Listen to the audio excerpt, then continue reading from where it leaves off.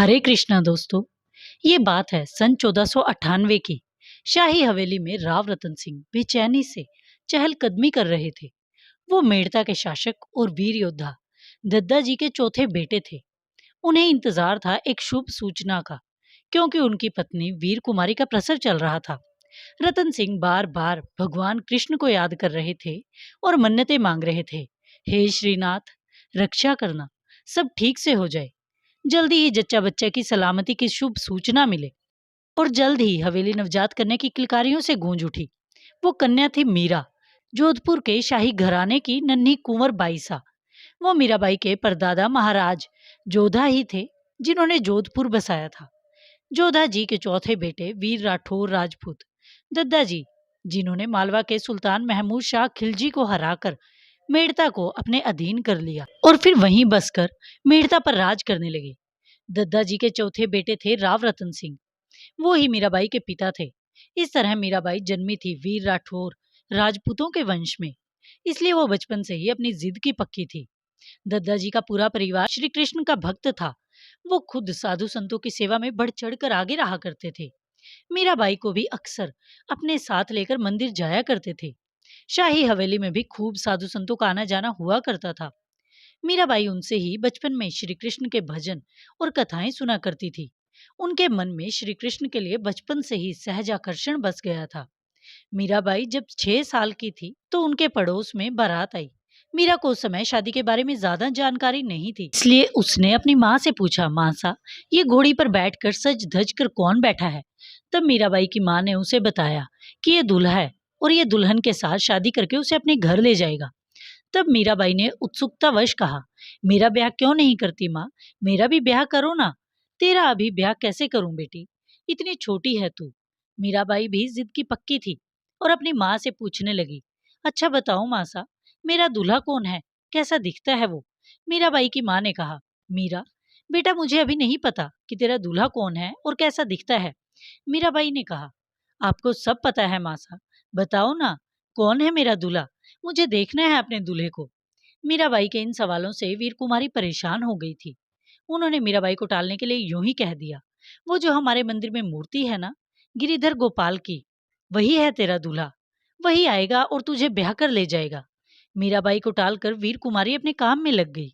लेकिन मीराबाई उत्साह से भागकर हवेली के मंदिर गई और गिरिधर गोपाल के सामने आकर बैठ गई। उस दिन मीराबाई पहली बार श्री कृष्ण की सूरत को बड़े ध्यान से देख रही थी। मीराबाई की मासूम आंखों में श्री कृष्ण के लिए प्रेम था। सारे जगत के स्वामी श्री कृष्ण को मीराबाई ने अपना दूल्हा मान लिया था और श्री कृष्ण पर अपना अधिकार भी जमा लिया था।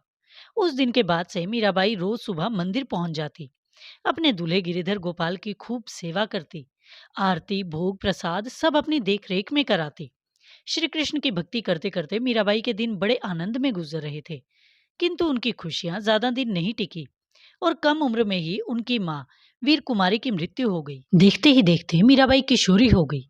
जिस उम्र में लड़कियां अपनी सहेलियों के साथ हंसते खिलखिलाते भावी जीवन के सपने देखा करती हैं, किसी सुंदर राजकुमार के घोड़े पर सवार होकर आने की और उन्हें ले जाने की कल्पनाएं किया करती हैं, उस उम्र में मीराबाई को श्री कृष्ण की भक्ति में ही सारे संसार का सुख मिलता था। एक दिन मीराबाई अपने कक्ष में बैठी एक पाती पर कुछ लिख रही थी। तभी वहां उसकी सहेली हीराबाई आई। क्या लिख रही हो मीरा, जरा दिखाओ तो। मीराबाई ने पाती छुपाने की कोशिश की, लेकिन हीराबाई ने जबरदस्ती देख ली। राधा का नाम? तुम तो राधा को अपनी सौतन मानती हो ना, फिर राधा राधा क्यों लिख रही हो? मीराबाई ने कहा, क्या करूं, सुना है मेरे कान्हा अपना नाम लेने से इतने प्रसन्न नहीं होते जितने राधा के नाम से होते हैं। मीराबाई की सहेली हीराबाई ने मीरा को बताया कि तुम्हारे पिता ने तुम्हारा रिश्ता मेवाड़ के कुंवर सा भोजराज के लिए भेजा है। भोजराज मेवाड़ नरेश राणा सांगा के सबसे बड़े कुंवर है। मीराबाई की इच्छा के विरुद्ध मीराबाई का विवाह मेवाड़ के भावी नरेश राजा भोज से कर दिया गया। मीराबाई को अपने विवाह की तैयारियां अपने जोहर की तरह लग रही थी। मन में कृष्ण कृष्ण जपते हुए मीराबाई ने विवाह की सांसारिक रस्में निभाई और भोजराज की दुल्हन बनकर मेवाड़ आ गई। सुहाग कक्ष में जाने से पहले मीराबाई के मन में पिता के प्रति आक्रोश था और गिरिधर से रक्षा की प्रार्थनाएं थी। मगर भोजराज ने जिस तरह का सौम्य व्यवहार किया, उसे देखकर मीराबाई का मन भोजराज के लिए सम्मान से भर गया और श्री कृष्ण के लिए धन्यवाद से। भोजराज जैसा साथी देकर श्री कृष्ण ने उनके सम्मान की और मर्यादा की रक्षा कर ली थी। भोजराज अपने परिवार वालों के खिलाफ जाकर भी मीराबाई की भक्ति भावना का सम्मान करते थे। जैसे कुलवधू होने के नाते मीराबाई को मांस युक्त महाप्रसाद बनाना था, किंतु भोजराज ने अपनी मां से साफ साफ कह दिया कि मीरा ये महाप्रसाद नहीं बनाएगी। भोजराज ने मीराबाई को वैसे ही स्वीकार कर लिया था जैसी वो थी। फिर भी मन में कहीं ना कहीं उम्मीद तो थी कि पत्नी मीराबाई से उनको भी वो प्रेम, वो साथ मिले जिस पर उनका अधिकार है। अपने मन की यही पीड़ा वो अपने मित्र के साथ बांट रहे थे। जानते हो जयदेव, कितनी बार निराश हो जाता हूँ। कभी कभी मन में मीराबाई के प्रति क्रोध भी आता है। सोचता हूँ सारा प्रेम कृष्ण के लिए रख लिया, थोड़ा सा मेरे लिए भी छोड़ देती तो क्या हो जाता, मैं तो उतने में ही खुश हो जाता। जयदेव ने भोजराज को ढांढस बंधाई और कहा, मैं तुम्हारी पीड़ा समझता हूँ मित्र, मगर चिंता न करो। तुम मेवाड़ के भावी नरेश हो। राजपूताने में और भी राजकुमारियां हैं जो तुम्हारी पत्नी बनना अपना सौभाग्य समझेंगी। तुम दूसरे विवाह के लिए हाँ तो करो। देखना, तुम्हें जल्दी ही भाभी सास से भी रूपवती, गुणवान और प्रेम करने वाली पत्नी मिल जाएगी। नहीं मित्र, मीरा जैसी कोई नहीं हो सकती, क्योंकि मीरा जैसा प्रेम कोई कर ही नहीं सकती। जानते हो, वो राधा से जलती है, लेकिन फिर भी रोज 108 बार राधा का नाम लिखती है, सिर्फ इसलिए ताकि उसके गिरिधर गोपाल प्रसन्न हो जाएं। कभी कभी सोचता हूँ कि मैं भी श्री कृष्ण की भक्ति में डूब जाऊं। क्या पता इससे मीरा मुझ पर भी प्रसन्न हो जाए। जयदेव ने कहा, तुम वीर राजपूत हो मित्र, तुम्हें भक्ति की नहीं युद्ध की बातें शोभा देती हैं। युद्ध तो लड़ ही रहा हूँ जयदेव, बस इस युद्ध का मैदान मेरा दिल है और मेरा प्रतिद्वंदी है मीरा के मनमोहन श्री कृष्ण। कैसा सौभाग्य है मेरा, सारे संसार का स्वामी मेरा प्रतिद्वंदी बनकर मेरे सामने खड़ा है। अगर मैं उनसे जीत गया तो कितनी बड़ी जीत होगी मेरी, और अगर मैं उनसे हार गया तो इसमें भी मेरी शान ही होगी कि हारा भी तो गिरधर गोपाल से, क्योंकि इंसान में तो मुझको हराने की ताकत नहीं। भोजराज के रूप में मीराबाई को एक संरक्षक मिल गया था, एक ऐसा सुरक्षा कवच जो उसे ससुराल में होने वाली सारी संभावित मुसीबतों से बचा रहा था। कहा जाता है कि परिवार वालों के बहुत दबाव बनाने पर भी भोजराज ने दूसरा विवाह नहीं किया था, किंतु 10 साल बाद भोजराज की एक युद्ध में मृत्यु हो गई और उसके बाद मीरा का जीवन कठिनाइयों से भर गया था। मीरा का सुरक्षा कवच हट गया। भोजराज की अंत्येष्टि होनी थी। मीरा की सास चाहती थी कि मीराबाई उनके बेटे के साथ सती हो जाए, इसलिए उन्हें एक दुल्हन की तरह श्रृंगार करने को कहा। किंतु मीराबाई सती होने के लिए तैयार नहीं थी, क्योंकि वह स्वयं को विधवा नहीं मान रही थी और वह स्वयं को सदा सुहागन मानती थी। उनकी सास मीराबाई के ऐसे रवैये से बहुत क्रोधित थी और मीरा को उकसाते हुए बोली, यदि किसी दिन तुम्हें जौहर करना पड़ गया तो क्या करोगी? क्या शत्रुओं की दासी बनना स्वीकार कर लोगी? अपने प्राणों से इतना मोह? मीराबाई ने पलटकर जवाब दिया, मुझे प्राणों का कोई मोह नहीं। आप आदेश दें, मैं अभी जौहर के लिए तैयार हूँ, किंतु सती होना मुझे स्वीकार नहीं। मीराबाई की अटल भक्ति के सामने किसी की एक ना चली। भोजराज का अंतिम संस्कार कर दिया गया, किंतु इसके बाद महल में हंगामा हुआ मीराबाई के वस्त्रों को लेकर। मीराबाई ने भोजराज की मृत्यु के बाद भी विधवा के कपड़े नहीं पहने थे। वो अभी भी मांग में सिंदूर लगाती थी। महल में बहुत जल्दी ही मीराबाई को जली कटी बातें सुनने को मिली, मगर वो सबको अनसुना करके अपनी भक्ति में लीन रहती थी। महल में उन्हें सब पगली, दीवानी, कुल कलंकिनी, निर्लज्ज कहकर बुलाने लगे थे। लेकिन श्री कृष्ण की दीवानी मीरा पर कान्हा का रंग ऐसे चढ़ा हुआ था कि वो कोई बात दिल पर नहीं लेती थी। राज परिवार में केवल भोजराज ही उनका अच्छे से ध्यान रखते थे। महल में केवल मीराबाई की दासी फुलवा ही उनके खाने पीने और बाकी चीजों का ध्यान रखती थी। हालांकि राणा सांगा के मन में भी मीराबाई की भक्ति के लिए श्रद्धा थी, इसलिए उनके रहते कोई मीराबाई को कुछ नहीं कहता था।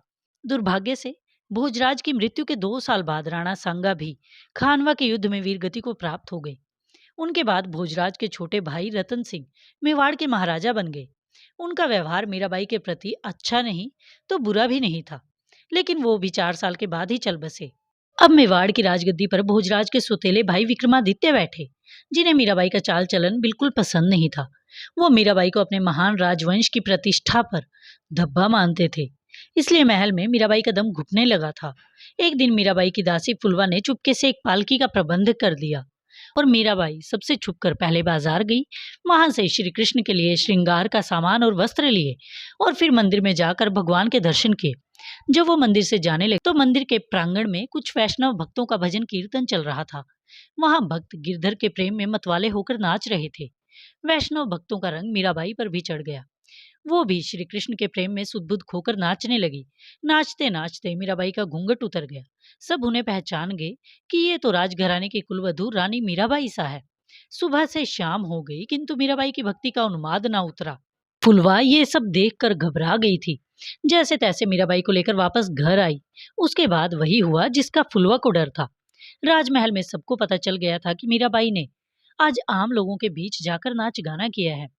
इसके लिए मीराबाई को बहुत खरी खोटी सुननी पड़ी थी। लेकिन मीराबाई को उनके तानों से कोई फर्क नहीं पड़ता था, क्योंकि मीराबाई अपने गिरिधर के कीर्तन में नाचने गाने के लिए तो वो कितने ही कष्ट सहन कर सकती थी। वो प्रतिदिन गिरधर से प्रार्थना करती कि कब दर्शन दोगे कान्हा। यदि इस जन्म में दर्शन नहीं देने हैं तो बता दो, मैं अभी ये जीवन समाप्त कर देती हूँ। मीराबाई की ये बातें सुनते ही फुलवा ने उनसे कहा, रानी सा, मैंने एक दिन पुजारी जी से सुना था कि गुरु कृपा के बिना भगवान नहीं मिलते। गुरु ही भगवान के दर्शन कराते हैं, और आपके तो कोई सदगुरु हैं ही नहीं। शायद इसी एक कमी की वजह से आपकी भक्ति अब तक सफल नहीं हुई। मीराबाई बोली, सुना तो मैंने भी यही है फुलवा। आखिरकार मीरा ने संत रविदास को अपना गुरु बना लिया। जब मीरा ने अपने गुरु से प्रार्थना की कि वो उन्हें गिरिधर से मिलवा दें, तो संत रविदास ने कहा, बेटी, तुम्हें कृष्ण के दर्शन नहीं हो सकते। क्यों गुरुदेव, क्या मेरी भक्ति में कोई कमी है? हाँ, कमी है। प्रभु श्री कृष्ण तो आनंद स्वरूप है, आनंद के धाम है, मगर तुम्हारे चेहरे पर तो मुझे बड़े दुख और चिंता नजर आती है। तुम ही बताओ, श्री कृष्ण तुम्हारे पास कैसे आएंगे? अगर अपने मन मंदिर में श्री कृष्ण को बिठाना चाहती हो तो पहले वहां से डर, चिंता, नकारात्मकता और पीड़ा निकालनी होगी। वहां आनंद ही आनंद रखना होगा, तभी तो आएंगे श्री कृष्ण। मीराबाई ने संत रविदास से कहा, आप मेरी परिस्थितियों से अनजान हैं। गुरुदेव तभी ऐसा कह रहे हैं। हर समय दुख देने वाले, घृणा करने वाले परिवारजनों के बीच रहना, हर समय दूसरों के बनाए हुए नियमों और बंधनों की कैद में रहना, ऐसे में कोई कैसे खुश रह सकता है? हर समय यही डर लगा रहता है कि पता नहीं घर वाले कब मुझे किस बात के लिए अपराधी ठहरा देंगे। संत रविदास ने कहा, लगता है तुमने भक्त प्रहलाद का चरित्र नहीं सुना। हिरण्यकश्यपु जैसा पिता होते हुए भी उसके चेहरे की हंसी और दिल की खुशी नहीं छीन सका। कम से कम तुम्हारे घर वाले वैसे तो नहीं होंगे ना? वो तुम्हें भक्ति करने से तो नहीं रोकते, सिर्फ अपनी मर्यादाओं में रहने को कहते हैं। अगर प्रहलाद आनंद में रह सकता है तो तुम क्यों नहीं? कृष्ण की भक्ति का मतलब यही है, अपने सारे दुख, चिंताएं, इच्छाएं उनके हवाले कर देना। इसलिए पहले अपने सारे डर छोड़ दो, सारी पीड़ा त्याग दो, और तो और अपनी ये इच्छा भी छोड़ दो कि श्री कृष्ण तुमसे मिले। इस एक इच्छा को भी कृष्ण को ही समर्पित कर दो। अपने मन को एक ऐसा मंदिर बना लो जहां बस आनंद, भक्ति और प्रेम का रस बरसता हो। मीराबाई ने संत रविदास के चरण पकड़ लिए। गुरुदेव, मुझे अपनी शिष्या बना लीजिए। तुम ऊंची जाति की मेवाड़ राजघराने की कुलवधू हो मीरा, और मैं निम्न जाति का जूते बनाने वाला हूँ। मेरे चरण मत पकड़ो, दुनिया तुम्हें अशुद्ध कहेगी। गुरुदेव, आप जैसे संत के सामने तो खुद ईश्वर भी झुकता है, और अब मुझे दुनिया की कोई परवाह नहीं। आपने मेरे सारे डर निकाल दिए। मीराबाई संत रविदास की दी गई शिक्षाओं को अपनाकर भक्ति करने लगी, जिसका फल ये हुआ कि मीराबाई को आत्मज्ञान प्राप्त हो गया। महल के लोग मीराबाई की भक्ति से परेशान हो गए थे, इसलिए विक्रमादित्य ने मीराबाई को जहर वाला काढ़ा देकर मारने की कोशिश की। किंतु मीराबाई ने उस काढ़े का भोग पहले श्री कृष्ण को लगाया और फिर स्वयं वो काढ़ा पी लिया। किंतु मीराबाई की दासी फुलवा को शक हो गया था कि इस काढ़े में शायद जहर है, इसलिए वो वैद्य से उस विष का तोड़ ले आई। अगले दिन मीराबाई को भजन करते सुनकर विक्रमादित्य के होश उड़ गए। एक बार फूलों की टोकरी में मीराबाई को समाप्त करने के लिए सांप मंगवाए गए। मीराबाई को देखकर उन जहरीले सांपों ने अपना रास्ता बदल लिया। अंत में मीराबाई ने तुलसीदास को पत्र लिखकर पूछा कि मेरे परिवार वालों को मेरी भक्ति नहीं सुहाती, इसलिए वो मुझे बहुत दुख देते हैं, अपमानित करते हैं। संत तुलसीदास ने पत्र का जवाब इस तरह दिया, जो भक्ति में बाधा डालते हैं वो भले ही कितने प्रिय हों, शत्रुओं के समान ही हैं। उन्हें छोड़ देना ही बेहतर है। मीराबाई ने इसके बाद मेवाड़ को छोड़ दिया और वो वृंदावन के लिए चल दी। मीराबाई ने वृंदावन के सभी मंदिरों के दर्शन किए। कुछ सालों तक वृंदावन में रहने के बाद मीराबाई की इच्छा द्वारका जाने की हुई। साधु सन्यासियों की टोली के साथ हाथ में एक तारा लिए वो द्वारका के लिए चल पड़ी। द्वारका में मीराबाई रणछोड़ जी के मंदिर में उनके दर्शन करती और भजन गाकर उनकी भक्ति करती। द्वारका में मीराबाई के दिन सुख से बीत रहे थे और उधर मेवाड़ पर संकट छा रहे थे। सन 1536 में राणा सांगा के भतीजे बनवीर सिंह ने मेवाड़ नरेश राणा विक्रमादित्य की हत्या कर दी और मेवाड़ के शासक बन बैठे। इसके बाद सन 1540 में विक्रमादित्य के छोटे भाई उदय सिंह ने बनवीर को हराया और मेवाड़ की राजगद्दी पर कब्जा कर लिया। ये वही राणा उदय सिंह थे जो आगे चलकर महाराणा प्रताप जैसे वीर महान योद्धा के पिता बने। उदय सिंह को अपनी भाभी मीराबाई से बहुत लगाव था। वो आज भी मीराबाई को याद करते थे और पश्चाताप के आंसुओं में डूब जाते थे। वो मीराबाई को पूरे सम्मान के साथ राजमहल में वापस लाना चाहते थे। राणा उदय सिंह ने अपने सेवकों और मीराबाई की दासी फुलवा को भी मीराबाई को वापस लाने के लिए भेजा। मीराबाई फुलवा को देखकर बहुत खुश हुई, किंतु वो द्वारका छोड़कर नहीं जाना चाहती थी। इसलिए उन्होंने सोचा कि क्यों ना मैं रणछोड़ जी से इसकी आज्ञा लूं, और वो रणछोड़ जी से आज्ञा लेने के लिए मंदिर में गई। वो दिन था सन 1547 का। लोगों ने मीराबाई को आखिरी बार मंदिर के गर्भगृह में जाते हुए देखा था, लेकिन मीराबाई वहां से वापस नहीं लौटी। जब वो काफी समय तक नहीं लौटी तो गर्भगृह में जाकर देखा गया, लेकिन मीराबाई वहां कहीं नहीं थी। वहां से निकलने का कोई दूसरा रास्ता भी नहीं था। इसलिए मान लिया गया कि मीराबाई भगवान श्री कृष्ण की मूर्ति में समा गई। उस समय वहां जो भी हुआ उसके साक्षी या तो रणछोड़ जी थे या फिर स्वयं मीराबाई। जो भी हुआ, संसार की नजर में मीराबाई के भौतिक जीवन का वो आखिरी दिन था। हम तो यही कहेंगे कि मीराबाई जैसे महान व्यक्तित्व संसार में आते तो हैं, मगर यहाँ से जाते कभी नहीं। वो हमेशा हमेशा के लिए बस जाते हैं हमारे दिलों में, जैसे मीराबाई बसी हुई हैं। उम्मीद है ये प्रस्तुति आपको पसंद आई होगी। अपना कीमती समय देने के लिए धन्यवाद। हरे कृष्ण।